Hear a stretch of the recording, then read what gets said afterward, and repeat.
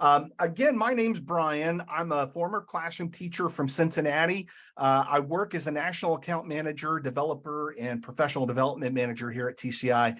I'm really blessed to be able to have a friend and colleague with me in this session, Kelsey Moore, who's also a former teacher. Kelsey, you're from the San Diego area, right? I am yeah. from California, and I'm super pumped to be able to be here with you today.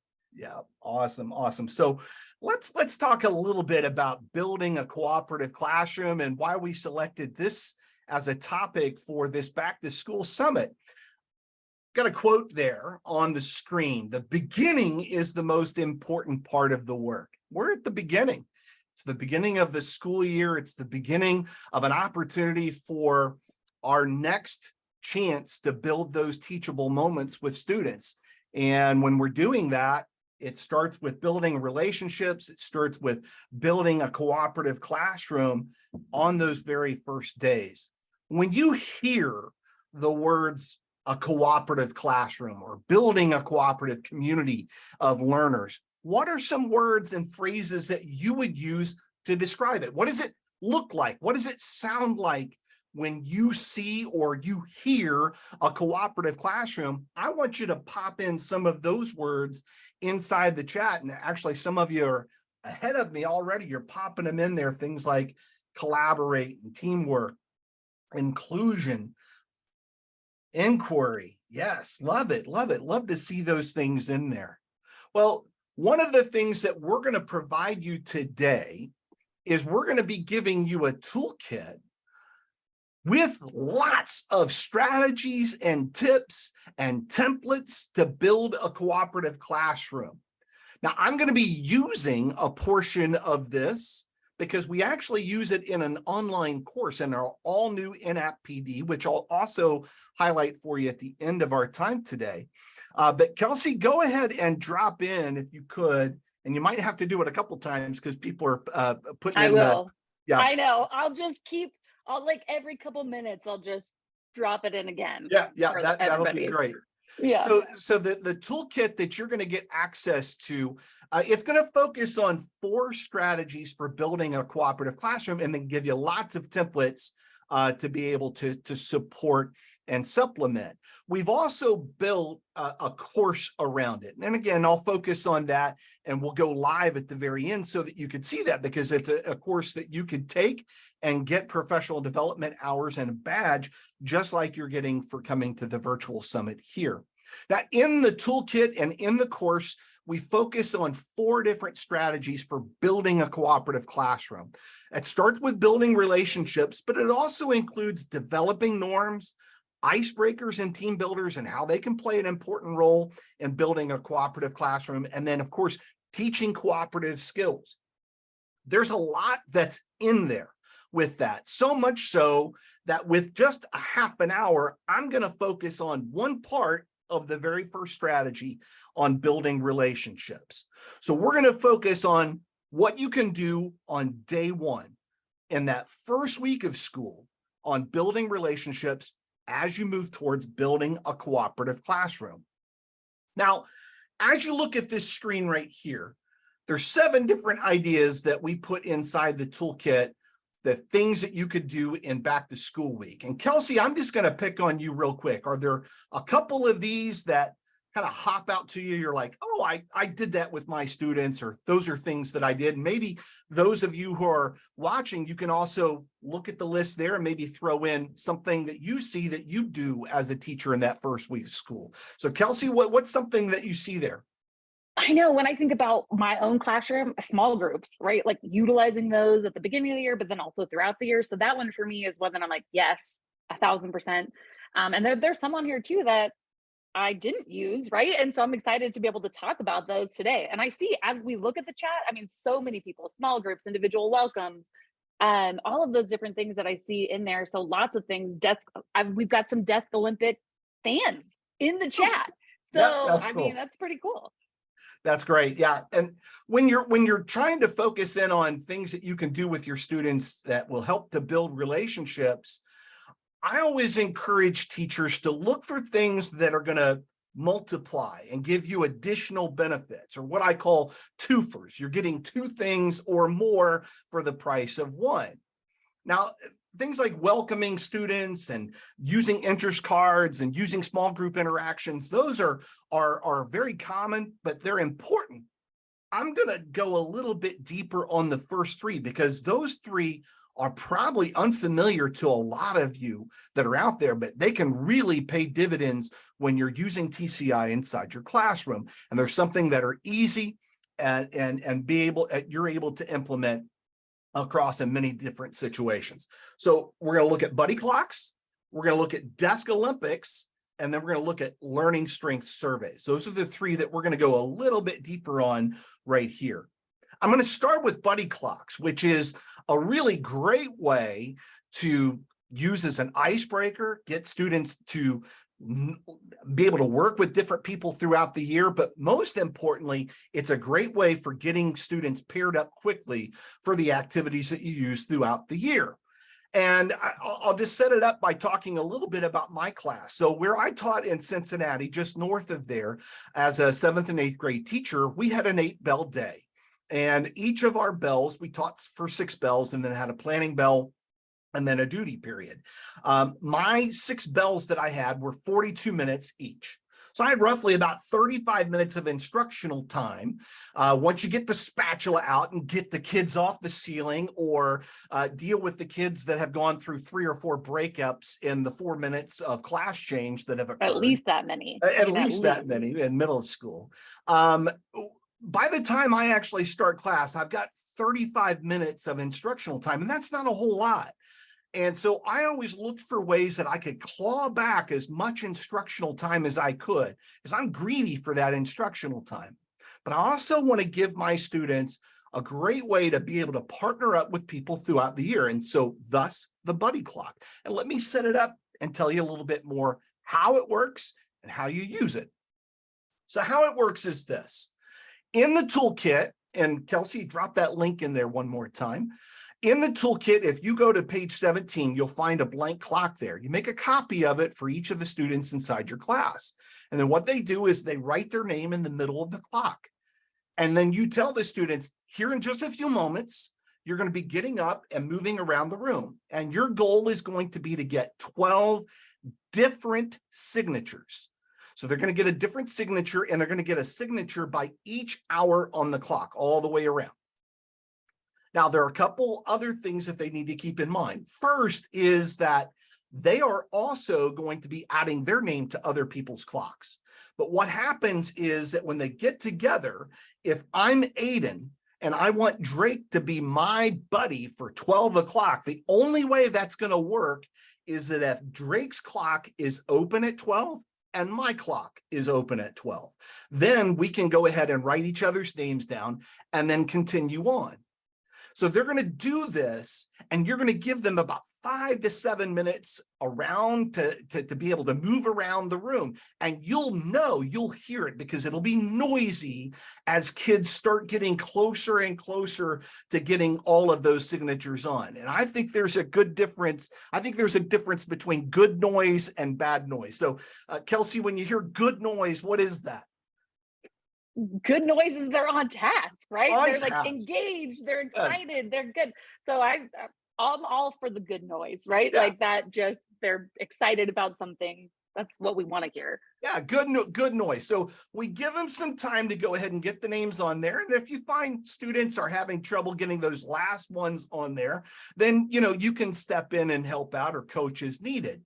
But what the payoff is going to be is this. So you will have the students keep that clock, put it in a folder, tape it in a notebook, keep it somewhere, make a photocopy of it, or an image of it, put it on the Chromebook and Google Drive, whatever. They need to hang on to that clock. And then what you're going to do is the next time that you have a paired activity, and let's talk about it. In a lot of the TCI lessons, whether you're science or social studies, there's going to be a lot of collaboration taking place where the students are going to be working in pairs, triads, quads, and sometimes even more. So the next time that you do a paired activity, you just post an hour on the board. And then when the students come in and they see it's 7 o'clock, Aiden's going to look at his clock and know, hey, my buddy for 7 o'clock is Malachi. And that's who he's going to be working with. They know that as they walk in the door. There's no me needing to have to figure out how to partner the students up or anything like that.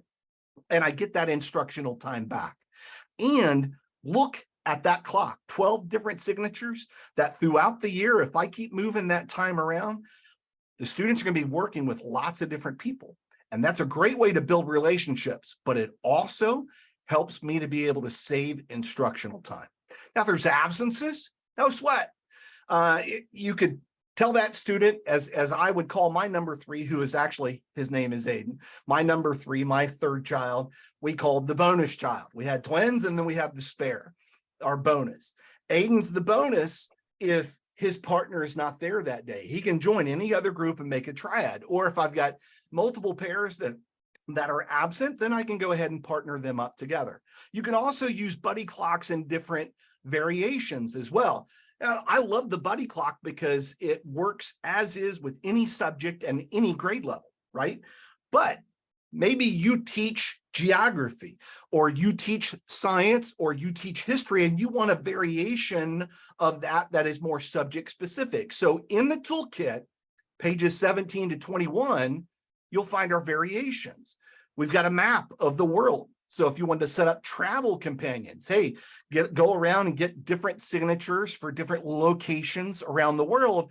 And then instead of putting an hour, you would put a location and say, all right, your travel companion today is from Africa. So pull out your map, look it up, and see who that is. Or maybe it's the science and engineering practices. There are 8 of them. They could sign those. So who's your partner today? It's going to be whoever is developing and using models. That's going to be what we do today. A map of the United States, or even a map of a city. So there are so many different ways that you could further customize and pick these on your own. But that is the idea of a buddy clock. And again, it's something that they keep. It's something that allows them to work with different people, which will help to build relationships. And it also saves instructional time. Now, before I press on, I'm going to kind of pause right there. And Kelsey, have there been any questions that we need to address in there? I'm glad you paused, because I was just about to interrupt you. So it was like you read my mind. You know what? No real questions, but I am looking at the chat, and a lot of people have said that use this, that they like to do a refresh like in January. And so they'll pull it out again and have the kids do it. And I love that, because I think you could use the same groups all year, but to be able to switch it up even more and do that in January, it's an awesome time to do that. So I love that. I saw that multiple times in the chat, which I think is pretty cool. Yeah, and maybe use a clock in the first quarter and then move it to a map or to a different variation in the second or third or fourth quarter. One of the funny things I used to see with my kids is the first time I would do the buddy clock, 12, 1, 2, and 3 o'clock. Who do you think they would get signatures from for 12, 1, 2, and 3? It was their best buddies. And then the first time that I would use a pair, I would always put up like 10 o'clock. And you would hear this collective kind of like, oh, and then of course they're looking around the room going, who's my 10 o'clock? I don't even remember who that kid is. And they're trying to figure out who they are. And that's the goal, is we want them to work with different people, not just the ones that are their best buds. Awesome. Anything else, Kelsey? We do have some questions like, hey, if you have extra kids or you have new kids that come in, like what is the best way? And I know you addressed that briefly, but maybe just refresh, because I do see again, if you've got new kids that move in, again, you could always make them the bonus if it's just a simple matter of arithmetic where they are the odd person. However, a lot of times, and look, it's school, it's public school a lot of times, and so there's absences throughout the year. You're probably going to have people absent on the day that you're doing something, and having that bonus is always helpful, because you can always use them and they can work with somebody else on that day, or that you have that one time where there's a triad to go with all the pairs that are inside the class. And that's not the end of the world. But ultimately, teaching is a private practice, and we're all going to kind of make some of those decisions on our own. Do what works best for you and for your students. All right, so let's move on a little bit from buddy clocks, but a similar idea that's going to do 2 things or more for you as a teacher. And as we get ready to do that, you'll see that there is an opportunity again to share additional ideas on grouping and pairing students. So and I've seen people post all sorts of ideas. I can see it going off on my left here on my screen to the side here. So definitely make good use of that chat and share pairing ideas that you have with your other colleagues here. Share that genius. The one that I'm going to get to here is called Desk Olympics. Now, Desk Olympics and Kelsey, can you, I'm going to challenge you, can you hum a few bars of the Olympic theme? Have you heard me hum before? No, Do you can't. want me to do this? Yes, So yes. like Bum, bum, bum, bum. right? Yes, you got it. You got it. So we're truly gifted, honestly. yeah, that's great. Yeah, thank you. They're getting their That's money's it for worth me. I'm today. out. So good luck. Have a good time the rest of the time. So the Olympics, of course, is a major competition. Next year, it's going to be in Paris. I think the Summer Olympics are going to be in Paris. So Desk Olympics, it's a competition too, but it's a competition for getting the students to move quickly and efficiently into different configurations. There are some activities that you will do with TCI where students are going to be partnered up, but the way that they need to be partnered up sometimes will need to be side by side. And sometimes, especially like I'm thinking of a high school lesson that we have on the counterculture movement and mainstream in the late 20th century, the students are going to be knee to knee because they do a talk it out. So sometimes they're going to be face to face, or you're working with groups in triads and you want everybody to be able to see each other's face, but also see the screen. So there's different configurations, and we want students to be able to move quickly and efficiently into different groups and sizes. Well, as the students compete to see who can move quickly, quietly, and efficiently, these are 3 criteria that I have. I'm going to challenge my class to do these events, and I'm going to give them pairings and partners, and I'm going to give them who they're going to work with, but then we're going to compete either against another class or another teacher's class. And let me kind of give you an example. So let's say, for example, here that I'm going to be doing an activity and I want my students to be very quick, quiet, and efficient to be able to do a side-by-side pair, which is the first one right here. So I might use something like the buddy clock and go ahead and say, all right, 7 o'clock, that's who you're going to be working with. I'm going to start the competition by having my students stand around the perimeter of the room, all 4 corners of the wall.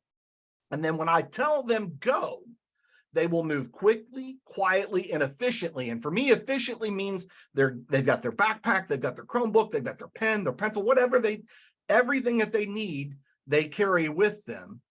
And time will only stop once everybody is in place. So once I start, they start moving quickly, quietly, and efficiently, and then I stop it. And then once everybody's in place, I go ahead and I record that time. Now, the first time that you do it, it'll probably be a little loud. It'll probably be a little messy. It'll probably be a little haphazard. And so you might want to tell them, all right, that time it took you 15 seconds and I'm going to charge you 5 more seconds because a couple of you were hollering at one another. So I'm going to say that was 20 seconds. I need you to get under 10 seconds to be able to get in a side-by-side pair. And it might mean moving desks too in some places. So you want to give your students an opportunity to better their time. I'm not saying do all 5 of the Olympic events, from pairs to triads to moving them in groups of 5 all in one bell and taking a whole bell doing this. I'm saying spread it out. But if you do this and you use it sparingly, that first week of school, if you're doing it then, and then you use it sparingly throughout the year, you will see your students moving quickly, quietly, and efficiently. And again, what's that going to do? Because we're doing small group interactions, they're going to be building relationships. But because they're moving quickly, quietly, and efficiently, it also saves you your instructional time. And let's face it, with social studies and science, you need as much as you can get. So quickly, quietly, and efficiently, and then use it sparingly throughout the year. You start seeing those groups slow down, then say, all right, I think it's time for a little mid-year competition. Let's do face-to-face pairs, get them, have them move around and see if they can beat a world record. You can have them compete against another teacher's class if you're self-contained, or if you've got multiple bells and sections throughout the day, you can have them compete against each other. So that is the Desk Olympics there. Kelsey, any follow-up on that one? I know. No, I mean, I love it. I love it. For me, with my students, any sort of competition, they were in. So Yeah. like, I think that element is key in it. And I do see, I know we're not talking about it today, but I have a lot of people commenting in the chat that they use Kahoot for using, putting teams together. And it's funny because when I hear the word Kahoot, I immediately, I'm not going to hum it, have the theme song in my head. Brian, I don't know if anyone else that has used it, you know it, you hear it. Don't worry. You I'll could keep use, it to yeah, myself, there you go. I know. We already know that's a talent of mine, but I'm gonna keep it to It myself. is. So It is. So if you want to use Desk Olympics, you'll find inside the toolkit on page 22. If you go there, you'll see the little template that we have that you can utilize or modify.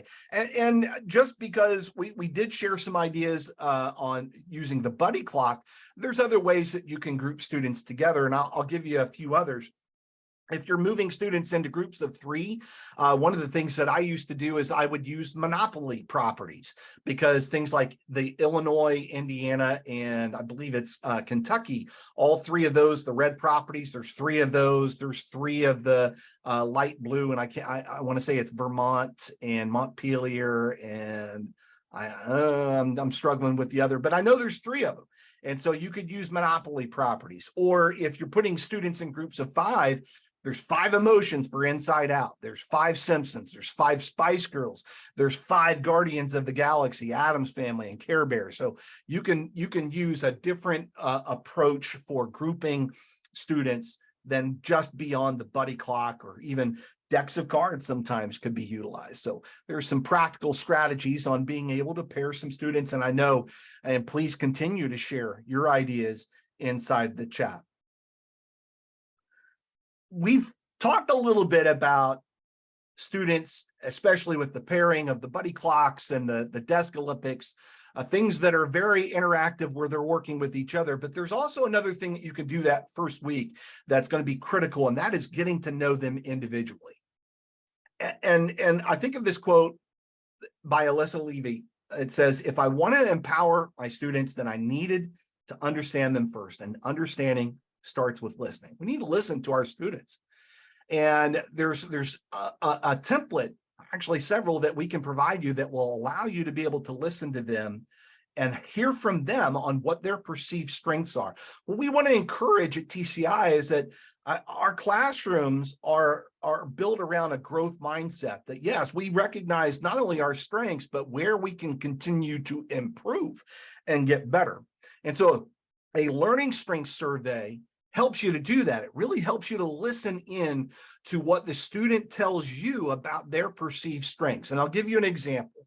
So one of the templates that you'll find on page 11 and 12, it's meant to be printed front to back, is what you see on the screen right here. And the students complete a survey. There's a series of items that they respond to by writing down or circling what they would score themselves. I'll do one as an example here. How many of you would consider yourselves a strong visual learner? Meaning that you learn with pictures, images, video, maps, charts, anything visual.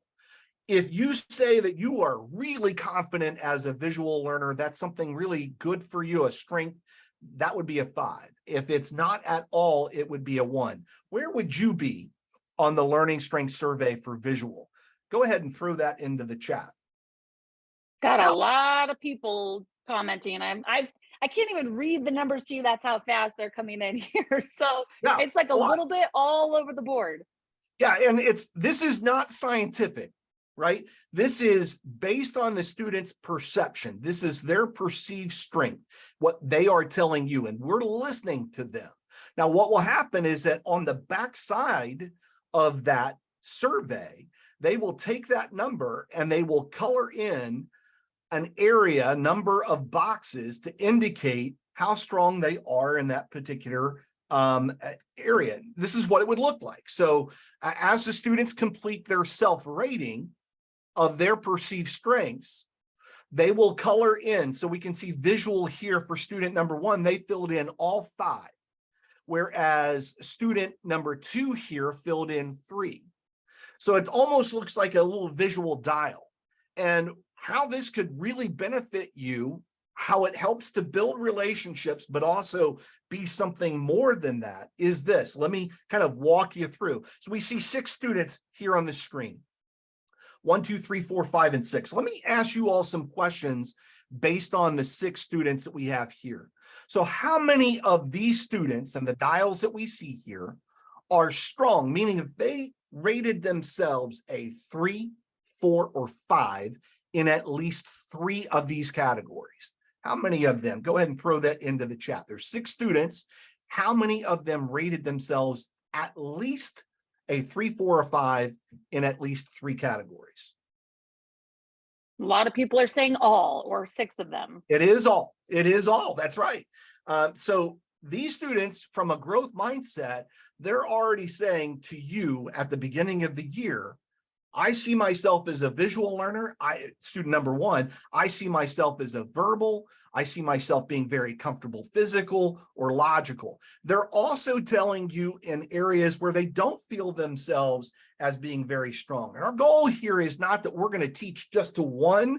We're going to try to make sure that students have a breadth of experiences so that they're growing, and even in areas where they aren't or they don't perceive themselves being very strong learners. Give you some other questions to consider. How many of the students that you see here, if this is at the beginning of the year, might you think about as a teacher would probably like a bodily kinesthetic activity? And so if we were to think, all right, students 1 through 6, how many of them would like a body kinesthetic activity? How many would you say? We got a lot of 3. I was going to say that seems to be the predominant. Yeah. How many students might prefer to work with others?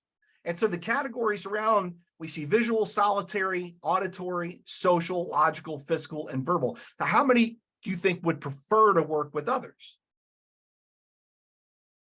Yeah, we see that as well. Would you group, and this one's tough, and I'm going to give you a moment here. Would you group students 1, 2, 3, and 6? Would you group them together for an oral presentation? Let's say they were going to be doing a problem-solving activity. It required an oral presentation at the end. Would you put these 4 students together, 1, 2, 3, and 6, together in a single group? Yes or no? Now, as you're answering that, let me kind of set your mind at ease. There's not a right or a wrong answer here. I think the answer is entirely dependent upon your rationale. Some of you are probably saying, no, I would not, because I would want to spread out the 3 verbal strong students so that they are not all in the same group. And others of you might be saying, I think I would go with that, at least initially, and see, because we don't know what the other 24 students are like. Maybe there's quite a few of those verbal, but in looking at it, it looks like a pretty good balance there. And so, yeah, I would. My thing is this: when you're getting to know your students and you get to know them on an individual level, it helps to inform you on what you're going to do when they get in those small group interactions. So you're thinking it through. And this idea of giving a learning strength survey, it helps to build relationships because you're getting to know them. It also could be used as a mechanism for you to be able to group students during the year. So that is the idea of learning strengths. Now, the one that you saw me use here is not the only one. There are 2 other versions that are inside the toolkit on pages 13 and 15 with an answer key on the back of them as well. The way that they work essentially is the students respond to some true and false, or they use some rankings, and they will then use the scoring on the back to find out where they see themselves at that moment of being or perceived to be strong in some areas and weaker in others. And again, this is taken from a growth mindset that we're going to be building on all of these, not just one. So that is a little bit of a deeper dive on the learning strength surveys, of the desk Olympics, of the buddy clock. And those are just a few of the examples that are there. There are others, of course. We talked about them briefly at the beginning, but I'll come back to them here at the end, that welcome your students at the door every day. Greet them.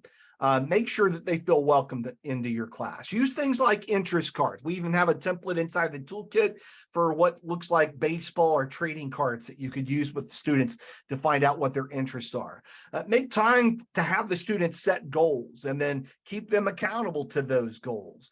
Give the students lots of opportunities to do small group interactions with low risk in those early weeks so that they build in a rapport and a synergistic feeling inside the classroom. Those are things that you could do at the beginning of the year, and they're in the toolkit. They're in also an online course that we provide. So the toolkit, Kelsey, can you throw in the link there one more time so that people have it? The toolkit will have all 4 strategies. And again, I only focused in on one part of the very first one, which is on building relationships. You'll see that there is also a strategy for setting up and developing classroom norms, of doing icebreakers and team builders, and then also for teaching cooperative skills. We've also used this toolkit as the basis for our in-app PD course that we have created. And I'll take you a live look so that you can find out where this is as TCI users here. So I'll click this little button. You'll see we'll go live here. Kelsey, can you just verify you see me on TCI right now? Yep, you're in the right spot. We can see Right. what you wanted So to see. when you log into your TCI account, you all have this sidebar over here. The professional development area is up here in the top left. And when you click that, you'll see that we have the planning area where you can learn more about the courses in general. The 100 series, which is kind of our beginner or getting started courses, our 200 series courses, which are on the learning management systems. And then the course that I pulled this from and we focused in this session on is right here in the 300 series. It's the very first one, and there will be others. To access the course, all you have to do is you can either just click on the title itself or click actions, and it'll actually open for you. The beauty of these courses are that the tool that you're using to take this course in is also the same tool that you use with your students. There'll be a series of videos and screencasts that you watch, and then you answer some questions and get feedback. So you can see here's the whole section on building relationships, and I'm not going to click on any of those because you've seen them already. But if you go to the section on like icebreakers and team builders, you'll see lots of ideas that you can get inside there. And then, of course, a link that you'll click that will take you immediately to the toolkit that you can explore on your own, and then back where you can then answer some questions before moving on. At the conclusion of taking any App PD course, you can get a badge and a certificate. Now, with that being said, Kelsey, I'm going to start wrapping up here and getting them ready to move into their breakout rooms. But as we get ready to do this, are there any last questions? I know. No, I don't think so. And I think we just want to reiterate that toolkit, take it, make it yours. I knew we threw it in the chat. I'm going to throw it in there one more time. Again, use it, right? Like we as teachers, that's one of our gifts, right? Where we can take things and we make them our own. So take that, use that, however it is. And there's so many more, as Brian already said, so many more resources in there than even what we went through today. So definitely do that. Threw it in the chat there a couple more times, but no other kind of major questions to answer before we get people a little break and then get them to their next sessions. That's right. That's right. Well, Kelsey, let me thank you for helping out, being a good sport. I think you hummed just fine, by the way. I think you did just we'll fine. see. We'll see. Yeah. Well, I'm going to get out actually into my next session as well. So if you're a K-5 California teacher, I will see you there. Perfect. Now, folks, as you're getting ready to join your breakout sessions, what you're going to do is you're going to join the lobby. And what I'll do here is I'm going to copy this link address and I'm going to post that into the chat a couple of different times. What you do is you click on the lobby there. I'll do it live here so that you can see it on my screen, but I won't join. When you do, what I would encourage you to do is just click on sessions up here. Find your correct session.